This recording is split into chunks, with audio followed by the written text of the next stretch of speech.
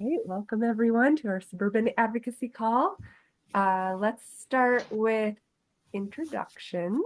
I'll go first. Maggie Sherwinski from the Active Transportation Alliance. I live in Chicago. So if you could just say your name, where you're from, and if you do have any group affiliations, feel free to shout those out.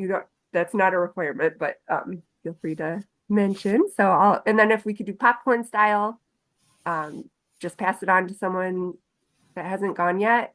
And if you're not sure, I can help. Um, I'll pass it on to Ralph. Ralph Benasiak from Palatine, and I write the biking column in the Daily Herald, and I'm passing it off to Jason Thomas.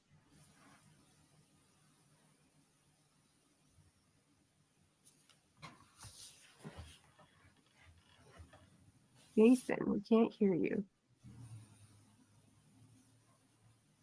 Well, maybe we can come back to you. I'll pass it to Steve Johnson.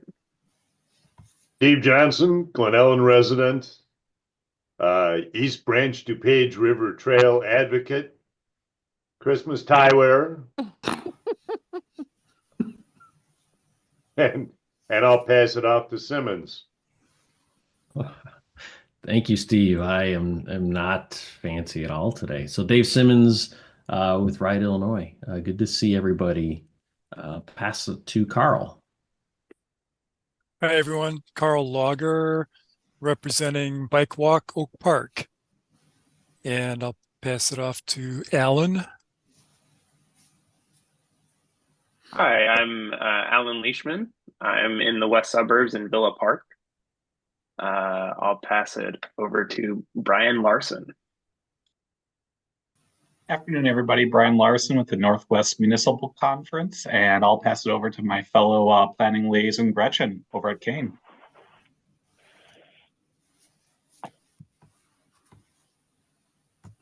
Oh, Gretchen is mute, or she doesn't have a mic, but from Kane County DOT. And then also it looked like Jason also is having some mic issues, but he is a Metra mechanic or Metra mechanical engineer, maybe. Let's see, I'll pass it to Kevin Quinn. Hi, I'm Kevin Quinn. I'm with the Village of Bensonville, and I'll pass it to Hannah Flaft. Thanks, Kevin. Hi, y'all. My name is Hannah Flath. I use she, her pronouns. I am with the Illinois Environmental Council, and I will pass to Helen. Hi, I'm Helen Miller. I'm a planner with the City of Joliet, and I'll pass it to Elliot. Thanks, Helen. Elliot Rawson up in Highland Park. I'm on the board of Active Trans and also with Third Act Illinois, and supporting the Lobby Day in January with IEC. And I'll pass it to David. David Easley, are you on? Hi, yes, I am. David Easley, private citizen, but I'm on the Arlington Heights Village Pedestrian and Bicyclist Committee.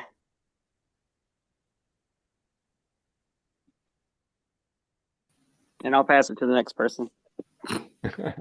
Yeah, I can help. Lee, have you gone? No. Yeah.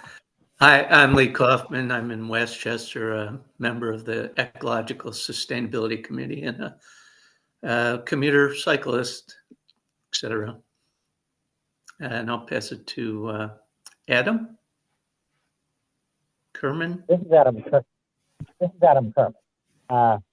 I'm a member of the RTA Citizens Advisory Board and the Pace Citizens Advisory Board, and my organization is Transit Drivers Association.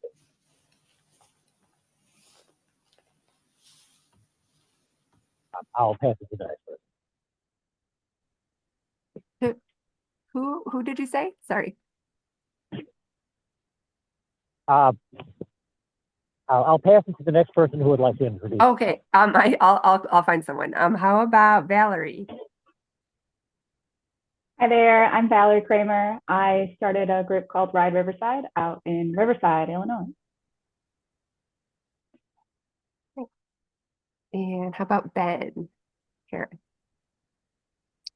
Hi, this is Ben representing Ride Illinois, Skokie Bike Network, and a recently formed group, SAS, thanks to Maggie's help, Suburban Safe Streets. It's kind of a steering committee after a rash of accidents, crashes in the Niles, Morton Grove, Skokie, Evanston area. A bunch of us came together and slowly making some headway, showing up at various meetings, i.e. the Evanston bike meeting last night, which was heavily attended. And Maggie, I'll pass it back to you and you delegate. Sure. And Ben, you'll have to give us an update about the Evanston meeting. I'm curious to hear more. Let's see. How about Ryan Peterson? Hey everyone, Ryan Peterson, Chicago resident, working on a couple of bike plans in the suburban areas. Yes, not gone. Army. My name is Armeline Moretti. I'm the Vice President of the Elmhurst Walk and Rollers and co-advocacy chair for Elmhurst Bike Club. I'll pass it to Mikey Swire. Thanks. I'm Mikey Swire from Streamwood. Streamwood Biking, Bike Peloton Club, Friends of Cycling Elk Grove, and Ride Illinois Rat. And I will pass it to, let's see. Yeah, it's tricky at the very Elizabeth? Yeah. Hey, you're gonna have to help me figure out who to pass it to next. Yeah. Sitting here in the dark. Sorry, I'm kind of dark here.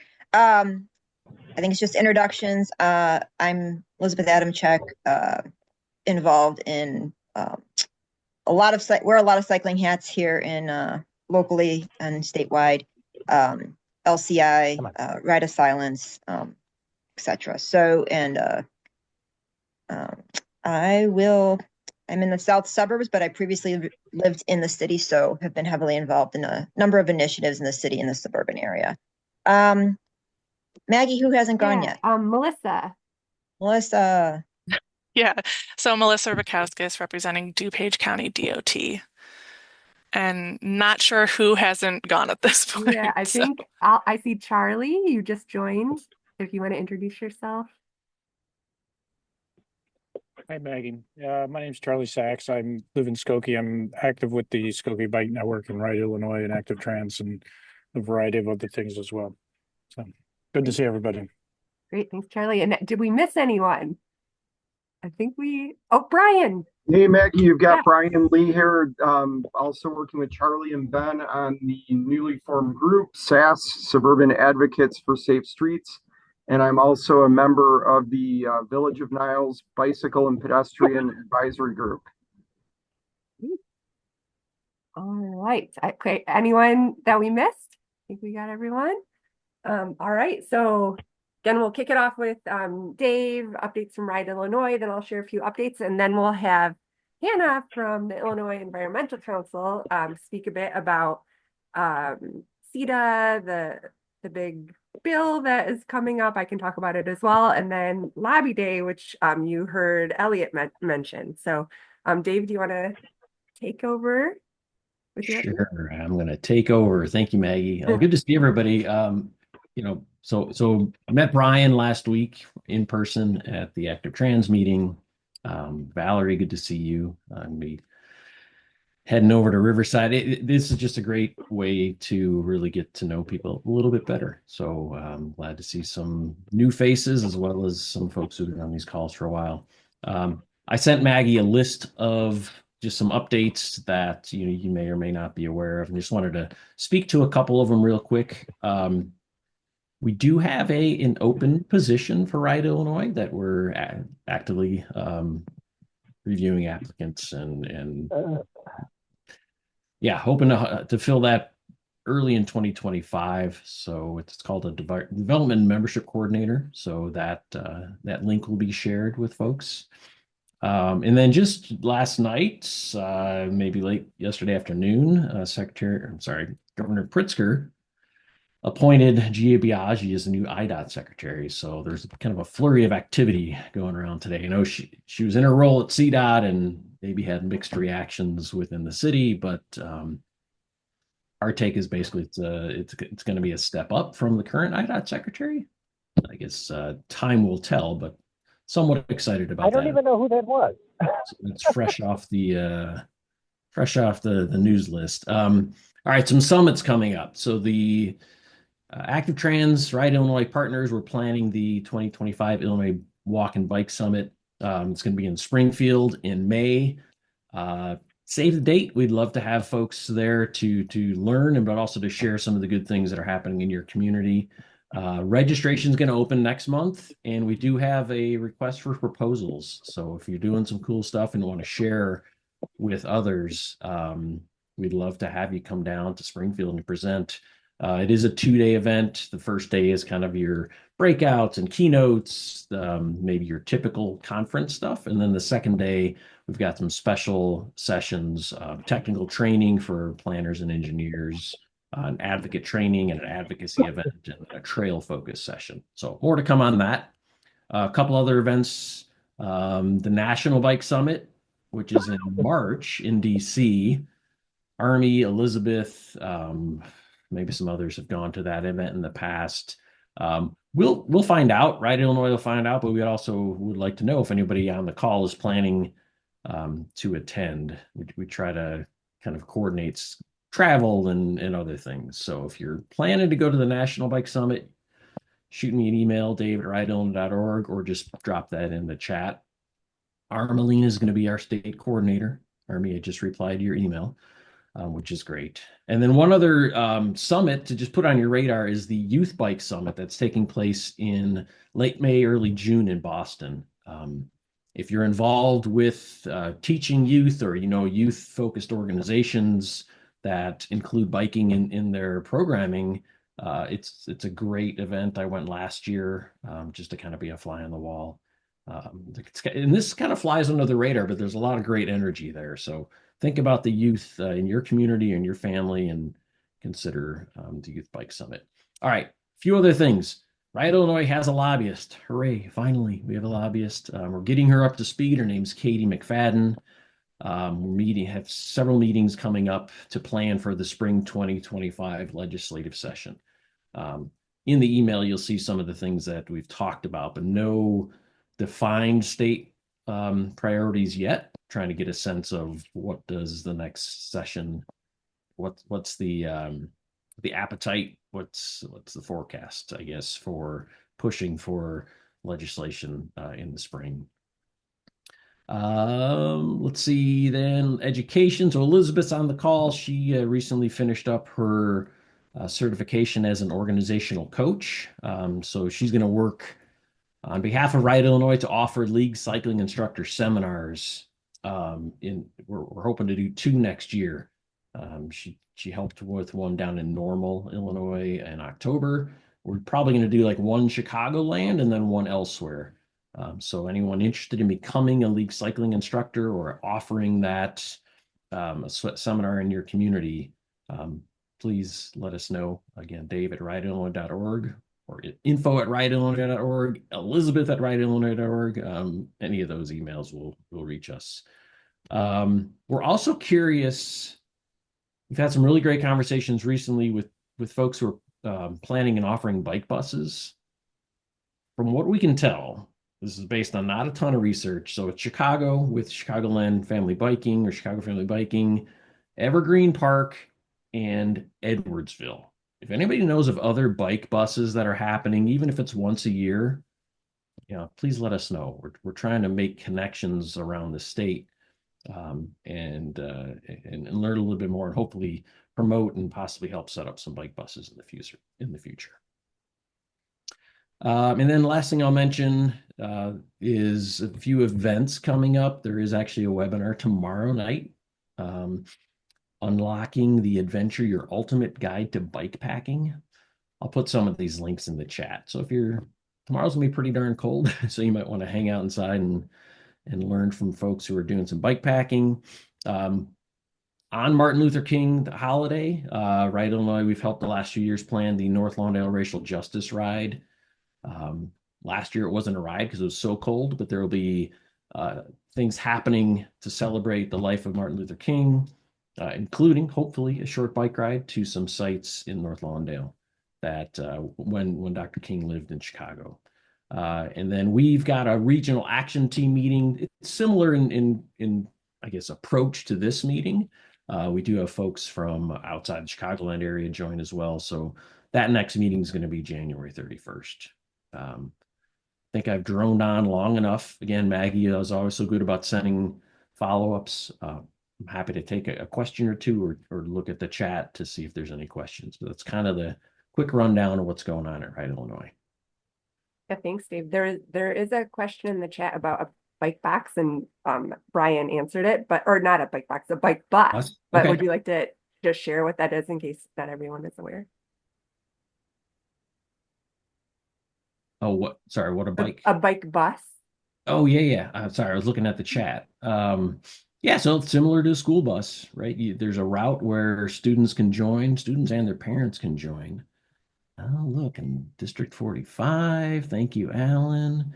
Right, just honestly, the simplest visual is think of it as a school bus, and there's predetermined spots where kids can wait and then join and all travel together to get on the way to school. Yeah, thanks for those that are putting some comments, some thoughts in the comments and some examples. All right, back to you, Maggie. Thank you. Right. Yeah, thanks, Dave. So a few updates on our end. We had our member party last week, which was, I saw a lot of you there, which it was a really fun gathering. We elected a few board members. We had panelists talking about their advocacy, and Charlie from Skokie, who was there, talking about the coalition work that he and several other of you on this call are building in the north and northwest suburbs to address safety and just support each other's advocacy for biking and walking. But yeah, it was a fun party. So thanks for those of you who were able to make it out. And just a couple other updates. So we have, I think, was it at the last Suburban Advocacy call, we had a special guest talk about Project Sidewalk. It was Kiana, if you were there. And Project Sidewalk is this online tool. It's free, and it allows you to map out conditions of your sidewalks, conditions of your bikeways. That's a new feature. And we're going to be doing they call it a mapathon, but it's a training on how do you use this online tool in January. And we finally have some dates set. So it's going to be January 9th, which is a Thursday at 5 to 7 p.m. So in the evening. And then also Thursday, January 16th from 6 to 8 p.m. So same training. So if one week doesn't work for you, you can try the next week. But it's a really fun tool. They kind of turn it into a game in a way. And you have missions that you go on and you map out, the sidewalks and the bikeways. And from what I've heard from just other staff at different municipalities, that data is really valuable to a city or a village because they don't necessarily have the condition data, and they don't know where the highest needs are, where the money should be focused for improvements. So if you're interested in getting involved, it would just be great to see a lot more suburban communities mapped around our region. So I'll send out the links to those trainings in the follow-up email, and feel free to invite others. So again, January 9th and 16th, if you want to save those dates. And then I guess the next thing I wanted to just talk about was the Clean and Equitable Transportation Act, so called CETA for short, CETA. And that's something we've been talking about this past year. And if you're not familiar with it, it's a package, I guess, of bills that we're going to be pushing in 2025. One is about addressing the transit fiscal cliff in the Chicagoland region. So CTA Pace Metro is going to be running out of COVID relief funds then of 2025. So we're pushing for more revenue for transit. So so that gap in the budget is filled, and then also looking at restructuring, looking at the governance system. Is there any way to make it more effective, efficient?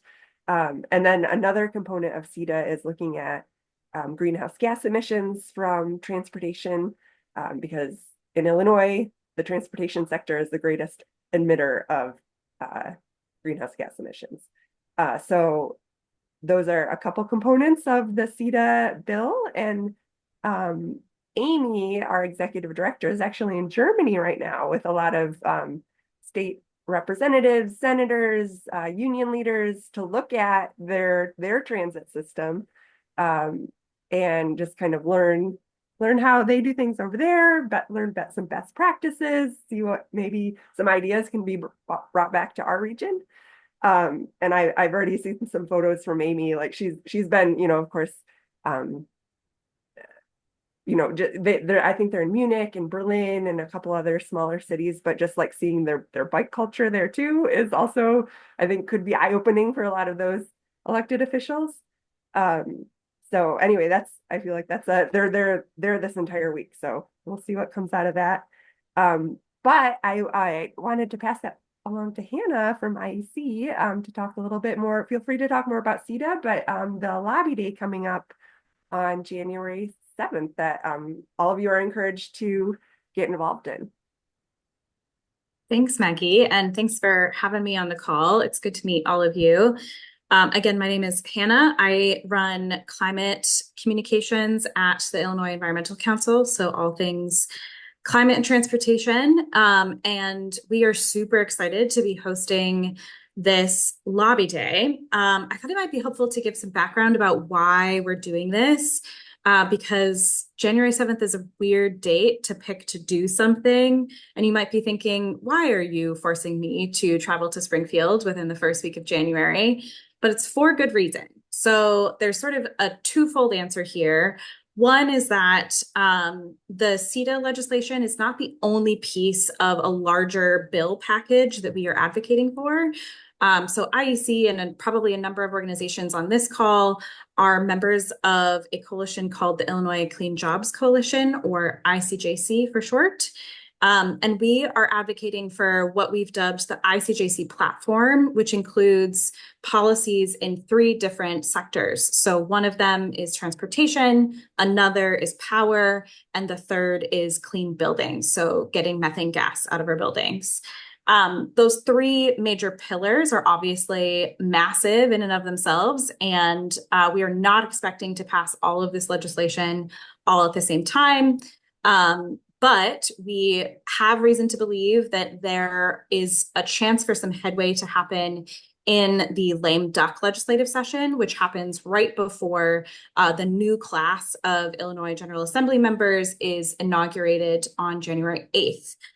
So that's why this timing is a little weird. It's because this lobby day is falling within the lame duck legislative session, which runs from January 1st to January 7th. So we'll have an interesting little start to our year, and we're feeling really hopeful that we will pass one of the policies related to our power sector legislation.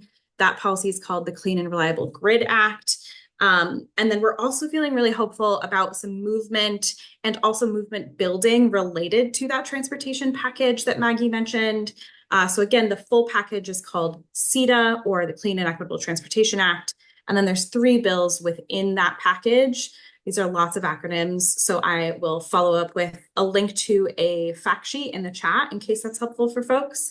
But that includes the Metropolitan Mobility Authority Act, or MMA, the Zero Emission Vehicle Act, or ZEVA, and the Transportation Choices Act, or the TCA. So again, massive legislation. Not all of these things are expected to pass in lame duck legislative session, or even in the spring legislative session that starts after that class is inaugurated. But we know that we can make a lot of impact with our legislators if we start talking to them about these bills as soon as possible. And so we are organizing this lobby day.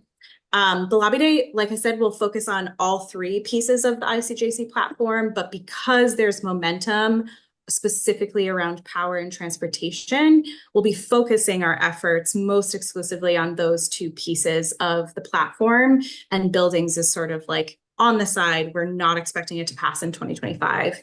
It will be de-emphasized. I'm going to go ahead and put a link to the full platform in the chat. So again, if you're interested in the power or buildings pieces, certainly feel free to read more about those. And then I will also put a link specifically about CETA in case folks are more interested in that. So that fact sheet is now also in the chat. To do that, we are organizing this lobby day, which IEC has historically done climate lobby days in May every year. But because of this opportunity around building some momentum, we're doing this January lobby day. The lobby day includes a lot of really fun stuff that I hope y'all will join us for. So we are organizing transportation to try to get as many folks down to Springfield as possible. I will add our registration link in the chat in just a second, but you'll notice in that form that folks can identify if they are wanting to hop on a bus. We have a number of buses across some areas of Chicago, some in the suburbs, and then some in downstate Illinois as well that we're trying to coordinate. And then there's also some carpool options. Folks are also welcome to take the Amtrak if that's your preferred mode of transit. But we're trying to coordinate all of those different options as soon as we can to get those logistics finalized. And so, yeah, you'll travel to Springfield early in the day. We make the buses very fun because we wouldn't be political organizers if we didn't. And you'll get a full training ahead of time. So we host a training, will probably be on the 3rd of January, which is the Friday beforehand. So you'll have all the materials that you need. You do not need to be an expert in the other two pillars of policies that we're working on. You don't even need to be an expert in CETA. We really make it as accessible to folks as possible. And you'll be assigned a lobby captain. So you'll have someone with you who has done this dozens of times and will make sure that you feel comfortable and confident navigating the Capitol and also speaking with your legislators. And then on the day itself, once you get to Springfield, we have two major components of the day, one of which is a rally that also functions sort of as a press conference. We tend to get some media attention around our lobby days as well, which is great. We'll have speakers, both community voices and legislators will speak at the rally in support of all the legislation that I've talked about. And it's just a really fun sort of raw way to get folks excited and make a bunch of noise in the Capitol building, which is just a good time. So always something to look forward to. And then you'll meet with your legislators as well. So like I said, we have lobby captains that will support you in scheduling those meetings with your legislators and preparing you to have those conversations. But those are our goals for the day. Our goals are to make a bunch of noise and to make a bunch of noise in our meetings with our representatives. So a great, really fun day. Would love for as many folks to join us as possible. And I will put our registration link in the chat. We are closing the registration December 19th, which is next Thursday. But we'll have like a wait list that opens up after that. We're just trying to solidify the buses ahead of December 19th. And then anyone who registers after that will have to sort of do a little puzzle of fitting them into the buses that we will have to pay for sooner rather than later. So that link is in the chat there. I welcome any and all of you, and also your friends, your neighbors, your colleagues, your enemies. Anyone is welcome to join us. And if you are able to help us recruit for the event as well, we have a toolkit. So if you want to post on social media about this, if you want to email your colleagues, your friends, we have sample emails, sample social media guidance, flyers, graphics, all that good stuff in this toolkit as well. I know I just spoke for probably way too long, so I will shut up and take any questions. Thank you, Hannah. Any questions about Lobby Day, about the bills? Those are a lot of great resources. So it's they're making it easy for you and I. And Elliot, you're planning on joining this in January? Great. Hannah, And what day Al's of the already week is registered. that? Oh, yeah, sorry. Hi, Brad. Sorry, I just jumping in. What day of the week is that 7th? All good. That is Tuesday. Thank you. You bet. This is Adam Kerman. Can you please repeat all those links in an email message? I am literally outside walking with my dog. Yeah, Adam, I will follow up with everyone on this call after this with all of these links that Hannah shared, as well as everything else that was mentioned today. So you'll get all of that information in an email. All right, and then just briefly, because this is the main reason I joined this Zoom meeting. The CETA package is the governance structure the same as what was proposed by CMAP, or is it a different governance structure? Great question. So the governance structure is what was proposed by the Illinois Clean Jobs Coalition in partnership with CMAP. So I say that, but with the caveat that the proposal has changed. We've continued to meet in coalition with partners and other advocates, as well as a team of legislators. As I'm sure you all know, both folks in the House and the Senate have formed working groups around this, since it's such a huge issue. And so we are planning to reintroduce the full package probably in early February. There's like legislative deadlines at the end of January that we have to meet. And so the current package will change slightly, as legislation tends to, but the original unification proposal for that governance structure has remained largely the same. Does that answer your question? Yes, in part. I just wanted to point out that since the governance structure changed pretty much eliminated the supermajority requirements on the resulting transit agency, that reduces the power of the suburbs to have much of a voice on the new governing agency. And was a concern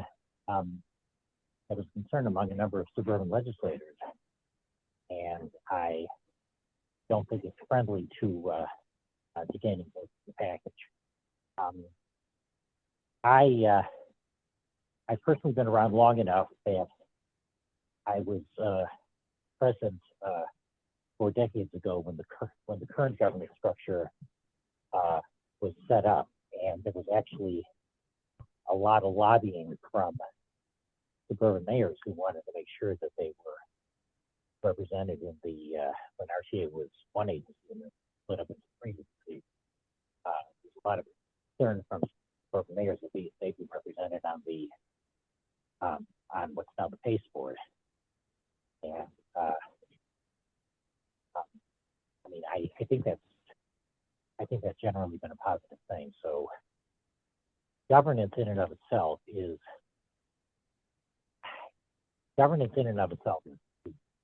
literally not the problem. It's lack of funding. And it's focus with change of governance and not focusing on funding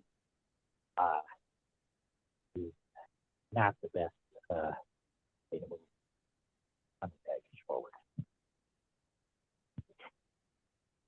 I'm having a little trouble hearing you, Adam, so I don't know that I got all of that perfectly, but in regard to the representation question that I think you're asking, I very much agree that that is a concern and a continued conversation. That's feedback that we're similarly hearing from our labor partners as well, that they want to make sure that there are labor seats at the table in whatever new governance structure we design.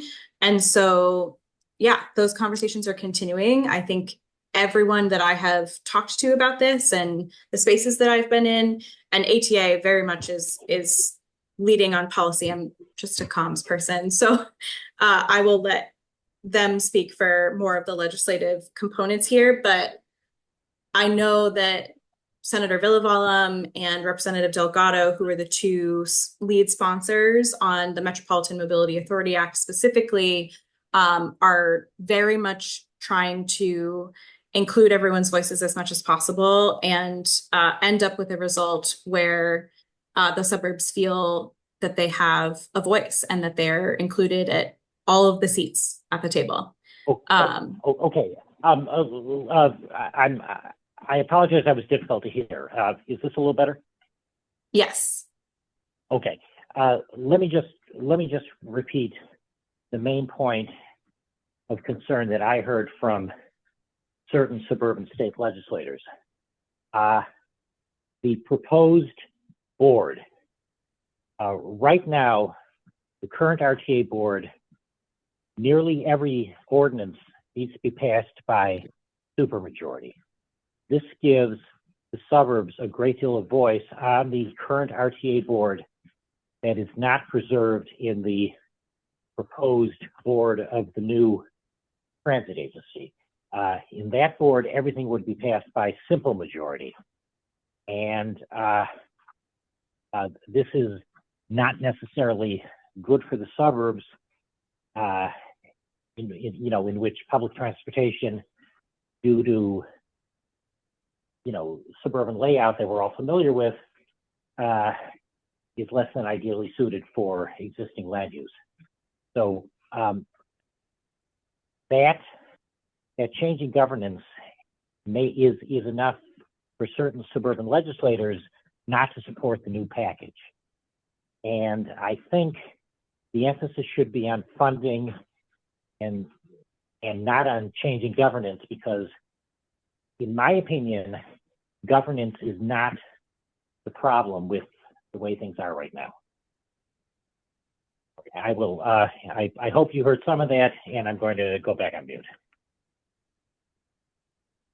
Thanks, Adam. Appreciate you sharing that feedback, and would encourage you to use your voice at our lobby day as well. That's where hopefully you can speak to your own legislators and others too, because folks often will connect with folks that are not, necessarily your rep or senator, but you still want to be having conversations with those folks as well. So lobby day is a great opportunity to do that.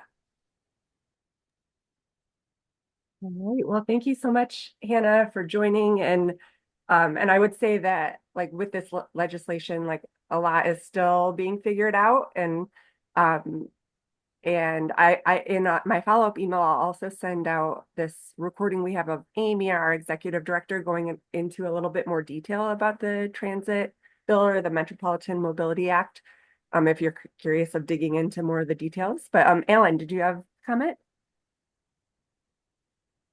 Yeah, I had a question for Hannah. Assuming that this conversation is still going on in May, is the IEC planning to do another lobby day in May, or is that Alan, TBD we're going at to do this point? so many lobby days. Okay. Yeah, there is, we are definitely doing at least one more. Our typical May climate lobby day will happen again this year. And there's a distinct possibility, just given the breadth of all of the things that we're trying to accomplish, that we will do additional lobby days as well. Cool, thank you.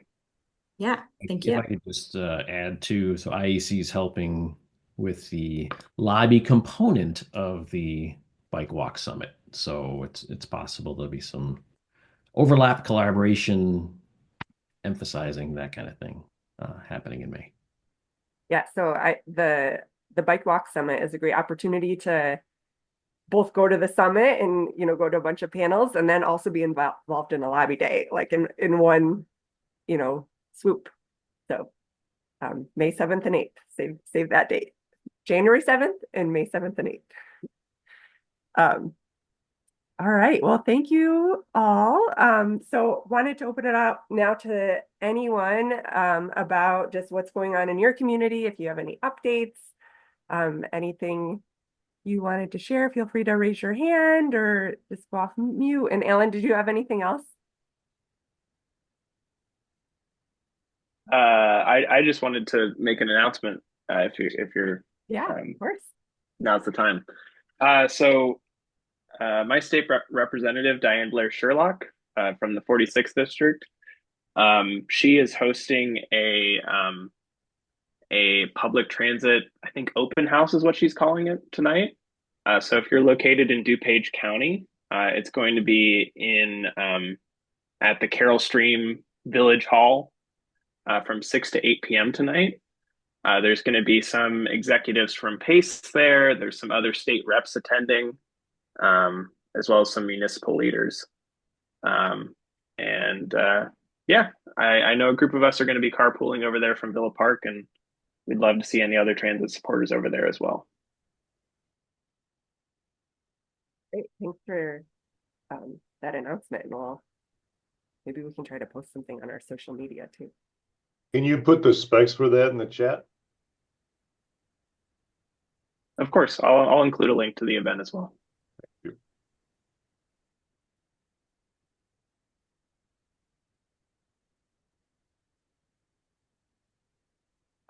Any other updates, questions, comments? Actually, Ben, you said you went to the Evanston meeting last night.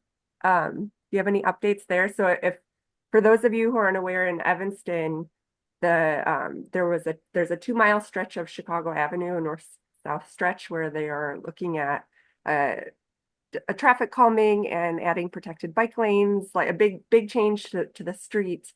And I think anytime there's a big protected bike lane project in the suburbs, that I'm always my attention is always drawn there, because I feel like it's becoming more common. But the Evanston project was drawing a lot of attention. So yeah, Ben, do you want to share what happened?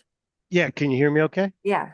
Yeah, so I'm not going to address the Chicago one specific or the Evanston one specifically.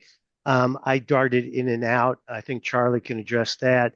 What I want to do is kind of make provide a perspective. I've recently attended 4 Suburban, distinctly different types of bike meetings and designs that are open to the public, and where decisions are made or not made. All of them have been distinctly different. And I urge everybody to go on the lobby day, because the concept of just showing up is ever so important. And I'll also let Charlie talk about SAS specifically. But, if people want to get my view about if they have an opportunity to give input for public meetings, it's so critical, because the design of them can make or break a project. With that, Charlie, you still on the line? Yeah, I'm here.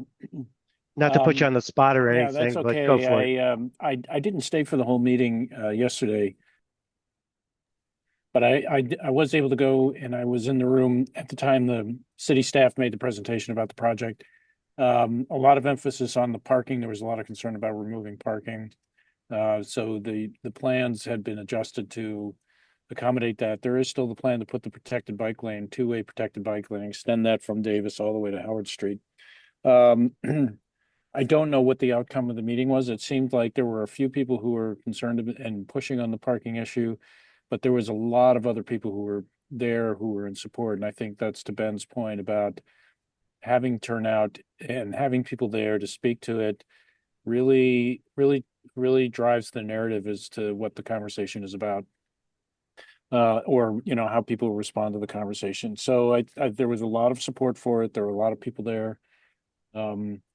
The objections to it with the parking were still present, although they were muted because, frankly, the city addressed some of the parking concerns, and also that there were a lot of people there who were also very much in support of it. So I think it tamped down that kind of opposition. I think we've seen this at other meetings too that we've been at, where there's been a significant turnout of people who are supportive of the traffic calming or the bike lanes or whatever. And there are always going to be people who feel that loss of parking and capacity, car capacity, is a real problem. But when you're in a room with a lot of people who are supportive of the idea, it changes the tenor of the conversation. entirely. So I think we've made a lot of progress with that. With SAS, SAS is kind of an emerging coalition, and we've been sort of working together in various ways for a few years now, but I think we're becoming more coordinated and more organized. And I think keeping track of these kind of projects as they come up and communicating with each other and soliciting support from neighboring communities really helps out a lot in just getting the visibility and the turnout and making sure there's a voice that's in favor of these things and doesn't fall into the trap of the same old assumptions about parking and car capacity. And there are a lot of misconceptions about the safety and what these projects do for safety. I think the evidence is very clear in Evanston and other communities that the traffic calming and of the bike facilities makes the road safer for everybody, and pedestrians, bicyclists, and motorists.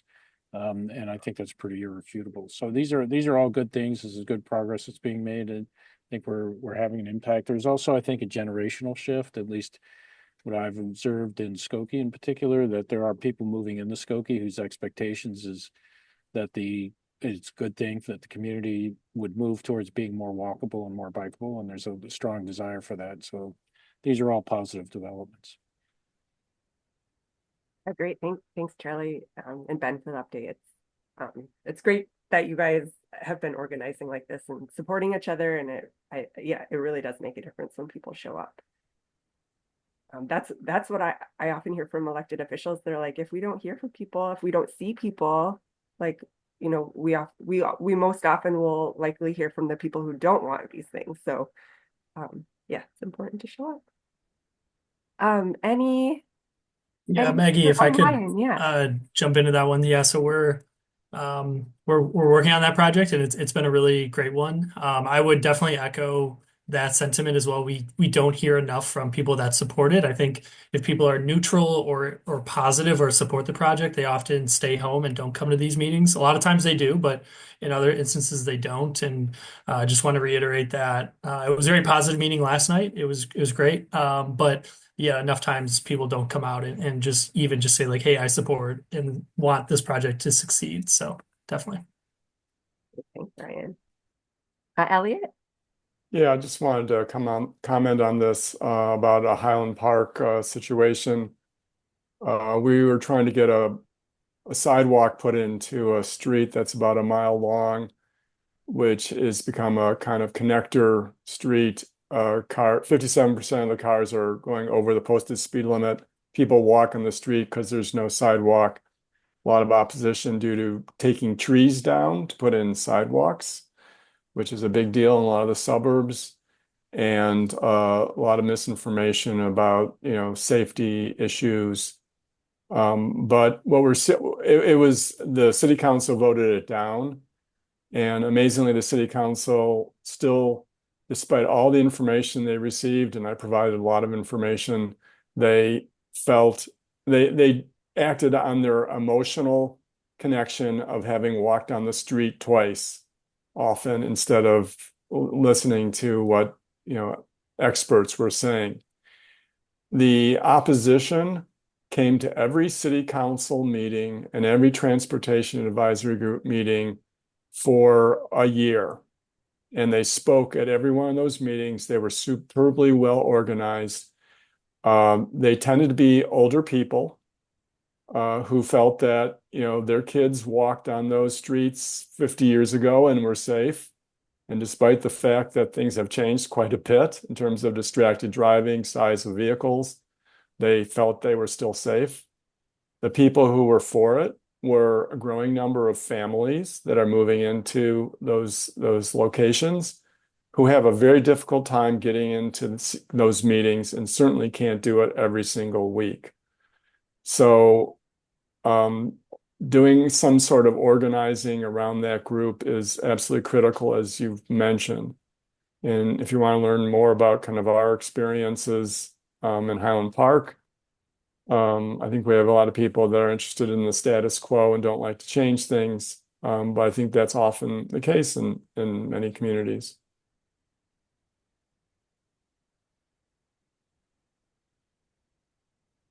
Ralph, you can feel free to write a story about it if you want.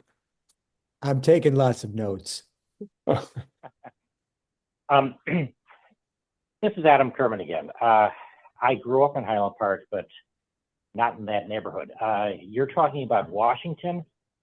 No, I'm talking about the Highlands neighborhood, University Avenue. And if you want to talk, University. Oh, okay. You're talking about the cut through traffic because Green Bay Road and Highwood is not continuous with Green Bay Road and Lake Forest, so everybody cuts through on that series of streets. Yeah, Adam, if you want to talk about this, maybe we can take it offline. Okay. I apologize, but yeah. All right. Anyway, I thought I was familiar with this, but all right. Thank you very much. Sure. Yeah, no, thanks, Elliot. It's definitely frustrating when projects get killed like that. And I think that this idea of the SAS group, like we're trying to like bring in some of your neighbors, and Valerie, you're coming to mind with your Ride Riverside group, how you've been getting suddenly 70 people at your rides, trying to find those people who might show up at the meetings. But yeah, it takes time, I guess, and it's not always easy to find. The other thing I would say is just that depending on your city's expertise in bike walk types of policy, it totally changes the way that they think about messaging to the public. And if that first meeting that they have to the public about what they're thinking about doing is not done extremely well, then it can kill a project right at the start. And that happened twice in Highland Park because of that. We don't have the expertise in-house, and the messaging was critical. I sat in on a Northbrook meeting, and the people there and the Northbrook staff were great and got it. They understood, and they're doing some neat stuff there. Yeah, Ryan in the chat says, get elected officials out for a walking and biking tour so they can experience it firsthand. Another strategy. Good idea. Yeah. And Elliot, didn't you create like a list of lessons learned from Highland Park? Yeah, we did. We had tried to put a bike lane in on Green Bay Road last year, and we had similar type of problems with the city going out. The first thing when they did was do a terrible presentation, and within a month we had people putting up signs on their front yards saying no to bike lanes. Bike lanes are not safe. And they didn't it was the only city in Highland Park where we actually had enough room to put in a bike lane. And unfortunately it was also shot down. But we're still working. It's not a sprint, it's not a marathon, it's an ultra marathon. True. Very true. And I'll try to see if I can find that document you put together of just lessons learned, because I think it's helpful to look over in case like any of your communities are kind of, if you're like dealing with a project's coming up where there's like some opposition and it's I feel you had some good advice. And feel free to connect with me if you want to talk more. Great. Anything else anyone wanted to share before we sign off? Rolf, any articles that we should be expecting in the Daily Herald? Well, the last one was, let's see, the last one was the book review that I do every year, which I thoroughly enjoyed doing that. The next one that's coming up is how fairly serious cyclists will be looking at their mileage in December and then planning out how they can pad those numbers by longer trips coming up, and several clubs help in one degree or another. So that's what's going in on Thursday, or at least being submitted on Thursday. Hopefully it'll be out before Christmas. Look out. Yeah, and then I usually do a year-end wrap up, and that'll be bike plans and fatalities and bike safety quiz results, things like that.